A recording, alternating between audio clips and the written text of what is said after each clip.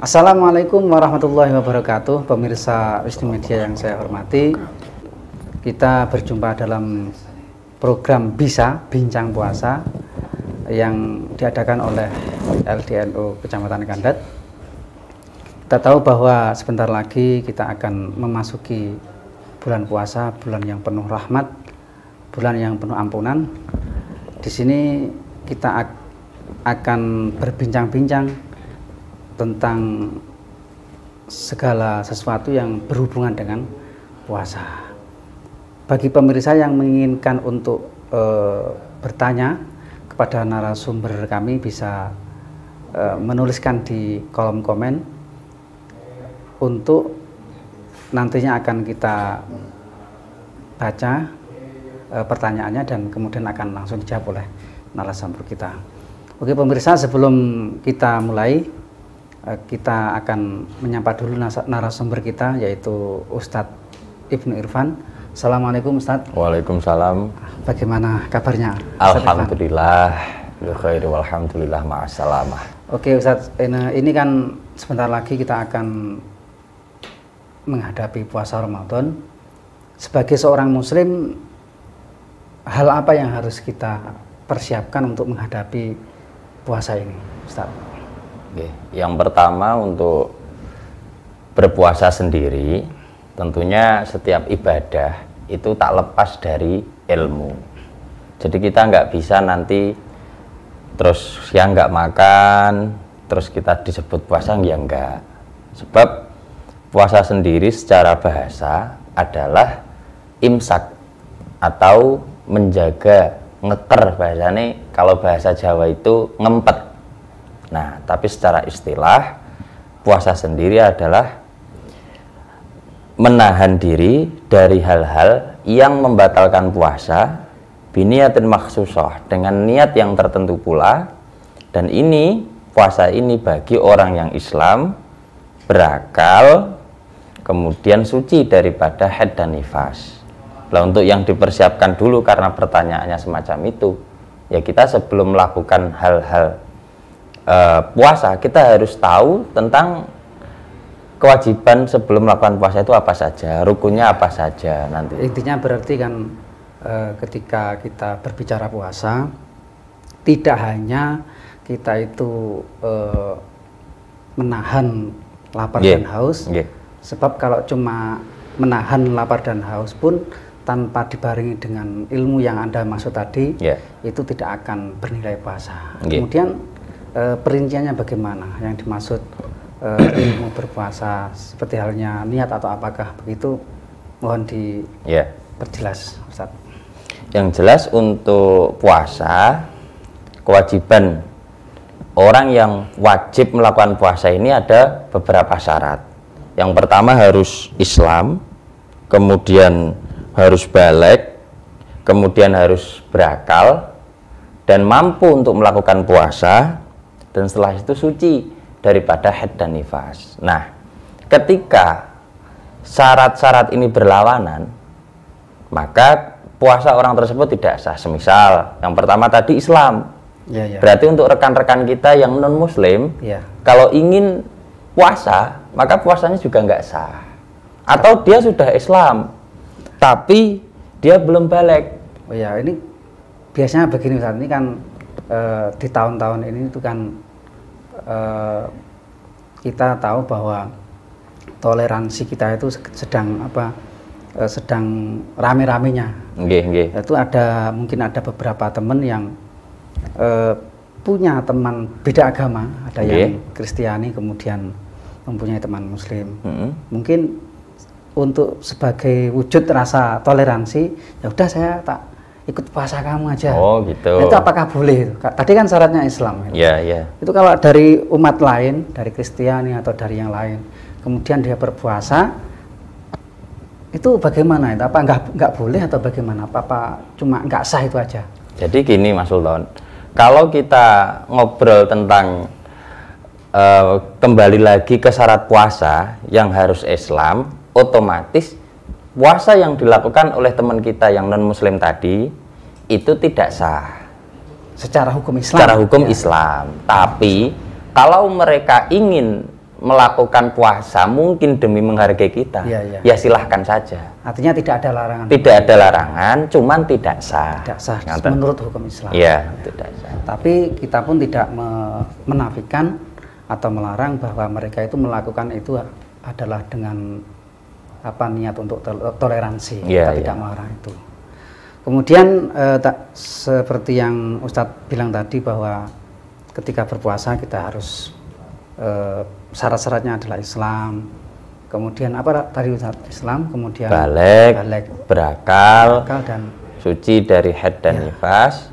Kemudian untuk yang balik itu bagaimana Ustaz? Nah, balik itu apakah dibatasi umur? Maksudnya begini, kalau saya punya keluarga itu sudah SD, itu apakah sudah balik? Yang jadi ukurannya itu apa? Apakah ini sudah kelas 6 SD?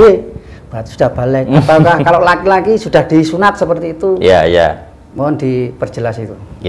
Jadi untuk memahamkan masyarakat yang selama ini mungkin belum benar, kadang orang berpikir pokok anggere wis sunat ikut dianggap balik, dan itu salah. Berarti ukurannya bukan sudah sunat atau belum, itu bukan menjadi ukuran dia balik. Berarti ada ukuran tersendiri menurut fikih. Ada. Kalau laki-laki ketika dia umur 9 tahun dan pernah mengeluarkan mani,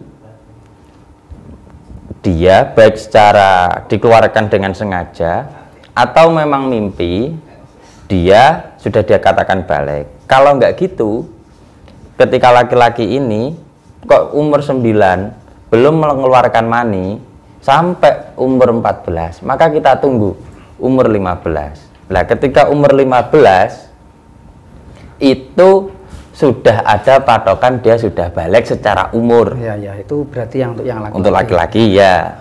Kalau untuk perempuan sama, patokannya umur 9 dia sudah mengeluarkan haid. Nah, dia sudah mengeluarkan darah haid atau men gitu. Kalau umumnya men. Terus ketika umur 9 sampai umur 10 kita tunggu kok belum mengeluarkan, maka setelah umur 15 baik dia belum haid atau sudah, itu positif dia balik. Berarti kalau bisa saya simpulkan, untuk batasan haid laki-laki atau perempuan, kalau ditunggu belum ada tanda-tanda yang seperti keluarnya sperma untuk laki-laki, keluarnya darah haid untuk perempuan, maka ketika sudah mencapai umur 15 tahun itu, kalau kira-kira sekarang itu sekolah mungkin kelas 3 SMP ya, kelas 3 SMP. 15 ya kelas 2, kelas 3. Kalau bahasanya sekarang kelas 9. Ya, kelas 9. Berarti itu sudah balik itu ya? Sudah balik. Sudah balik. Ini ada pertanyaan dari teman-teman kita. Nah, bagaimana caranya mendidik anak atau menanamkan dalam hati atau pribadi anak-anak kita bahwa puasa itu penting bagi kita. Jadi tidak hanya wajib. Kalau diwajibkan kadang ada yang lari gitu, ada yang merasa terbebani. Tapi kalau dikatakan penting itu ya biasanya kan akan sadar dengan sendirinya. Akan menjadi sebuah kebutuhan, bukan sebuah kewajiban ya, saja. Seperti itu. Gitu ya. Jadi sebenarnya untuk mendidik anak-anak kita agar memprioritaskan puasa itu sebagai sebuah kebutuhan, tidak sekedar kewajiban, sebagai orang tua cukup dimulai dari orang tuanya sendiri, Pak. Jadi mohon maaf, kadang kita melarang anak kita untuk melakukan ini, tapi di sisi lain kita orang tuanya akan melakukannya. Orang tua memberikan contoh. Untuk memberikan edukasi terhadap anak tentang pentingnya puasa, orang tua sendiri harus membiasakannya. Semisal puasa itu, nak, kalau kamu puasa nanti bisa mendapatkan surga. Kalau kamu puasa nanti gini-gini, diiming-imingi yang bagus. Lah, untuk anak-anak mungkin langkahnya kalau memang belum bisa satu full, maka setengah. Biasanya puasa sampai zuhur terus dilanjutkan lagi. Kayak gitu. Jadi untuk menanamkan semacam itu harusnya dimulai dari diri sendiri masing-masing orang tua. Kita nggak bisa memaksakan anak untuk menjadikan ibadah sebagai kebutuhan selama orang tuanya sendiri teledor dalam melakukan ibadah itu. Berarti pihak orang tua harus memberikan contoh, kemudian juga nopo coro Jawa ini nuntun. Walaupun toh nanti tidak full 1 hari, cuma setengah. Tentu ini pendidikan sejak dini ya saja. Karena secara kebiasaan nanti akan membentuk karakter anak itu sendiri. Ya. Bahkan nyun sewu Mas Sultan, ketika anak itu sudah memprioritaskan puasa, satu contoh kita bahasnya puasa ya, mungkin bisa dipraktekkan di ibadah lain kayak jamaah, sholat, baca Al-Quran, deres. Kayak itu sudah dijadikan sebuah kebiasaan oleh orang tuanya dan dituangkan kepada anaknya, dimanapun anak ini berada, ketika jauh dari orang tua, ini dia sangat bisa menjaga puasanya. Ya, berarti intinya wadifah setiap harinya masih tetap berjalan dengan baik. Membentuk kebiasaan. Iya, membentuk kebiasaan yang terpenting. Ya Ustadz, ini terkait puasa itu kan ada niatnya. Iya. Ada niat. Itu sebenarnya bagaimana niat puasa itu? Apakah harus seperti yang dilafalkan imam-imam ketika waktu setelah tarawih itu kan biasanya melafalkan nawaitu somahuddin seperti itu ya. Okay.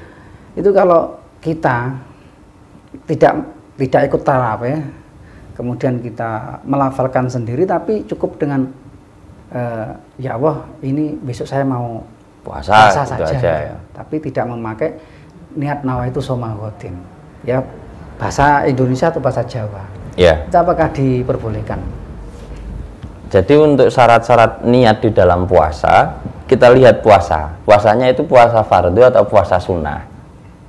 Kalau puasa fardu itu nanti mencakup puasa Ramadan, puasa yang sebab nadar, puasa yang sebab kafaroh, puasa yang disebabkan kita mengqodoi. Semisal Anda tahun Ramadan tahun kemarin pas sakit, kemudian setelah hari raya sampai sekarang belum mengqodoi puasa, lah ketika Anda berpuasa saat itu, maka kewajibannya sama ketika dengan puasa Ramadan. Jadi bentuk puasanya sama. Sama. Lah, di dalam niat, ini sekali lagi, niat itu tempatnya di dalam hati, bukan di lisan. Ketika imam yang di kampung-kampung itu memandu kita untuk niat, itu yang benar adalah tidak sekedar lisan kita yang mengucap nawaitu saumahuddin, tapi hati kita juga berucap. Ya. Nah, di dalam puasa fardu, selain mengucapkan nawaitu saumahuddin, itu ada ta'yin, sebagaimana penyebutan lafaz Ramadan. Berarti menentukan ini puasa apa. Nah, dan kemudian untuk masalah puasa, ini memang ketika puasa itu fardu, maka wajib dilakukan malam hari. Atau mungkin awal waktu malam, setelah kita berbuka, terus kita niat besoknya itu nggak apa-apa. Kita pas berbuka setelah makan terus kita niat di dalam hati nawaitu saumahuddin an ada'i fardhi syahrin ila akhirih itu. Nah, itu untuk niat puasa fardu. Jadi ketika kita niat kok khawatir nanti pas hari kedua, hari ketiga kita lupa, maka ada pendapat dari Imam Malik yang menganjurkan kita untuk niat secara umum. Jadi niat di hari pertama untuk 30 hari ke depan. Berarti ada perbedaan ini. Ada perbedaan menurut cara niat antara Imam Syafi'i dan Maliki. Ya. Kalau Syafi'i itu harus di malam hari berarti setiap hari selalu mengulang itu. Tapi kalau setiap malam. Kalau Imam Malik itu dicukupkan di hari pertama. Ya, ada. Kemudian yang tadi Ustadz kami tanyakan tentang niat dengan bahasa kita itu bagaimana? Apakah memang harus pakai bahasa Arab? Atau memang boleh dengan niat bahasa kita? Jadi dalam konteks niat itu nggak harus bahasa Arab. Tidak harus bahasa Arab. Tidak harus bahasa Arab, tapi dengan bahasa yang kita pahami. Bisa Jawa ya bahasa Jawa, tapi itu tadi harus syarat-syaratnya terpenuhi. Berarti harus dikatakan, oh ini saya niat puasa Ramadan, puasa Ramadannya. Kemudian kalau ini qadha harus dikatakan qadha untuk Ramadan. Ya. Nah ini nyuwun sewu mungkin untuk puasa selain Ramadan yang wajib kayak qadha puasa Ramadan itu pun niatnya harus malam. Nggak bisa kok kita pagi, kecuali itu puasa sunnah. Berarti kalau umpama ini masih pagi gitu ya, kemudian besok saya mau ngodoi Ramadan yang kemarin saya tinggal. Itu belum cukup karena ketika menyengaja itu masih belum malam hari. Gitu. Tapi kalau begini Ustaz, kalau tadi dikatakan Imam Malik itu punya pendapat bahwa niat puasa itu dicukupkan hanya di awal Ramadan, ini tentu tidak mencakup terhadap puasa-puasa yang dikodok itu ya. Jembotan. Ya, itu sudah punya paket sendiri. Beda. Oke pemirsa Wisnu Media yang saya hormati, sekali lagi kirimkan komen Anda kalau Anda mempunyai pertanyaan, insya Allah akan kami jawab. Dan sekali lagi kami dari Wisnu Media mengajak Anda semuanya untuk menyambut dan melakukan puasa Ramadan di tahun ini dengan perasaan senang, gembira, karena seperti yang dijanjikan oleh Rasulullah SAW, barang siapa yang senang dalam menyambut datangnya bulan puasa, pahalanya adalah surga. Semoga kita semua diberkahi. Assalamualaikum warahmatullahi wabarakatuh.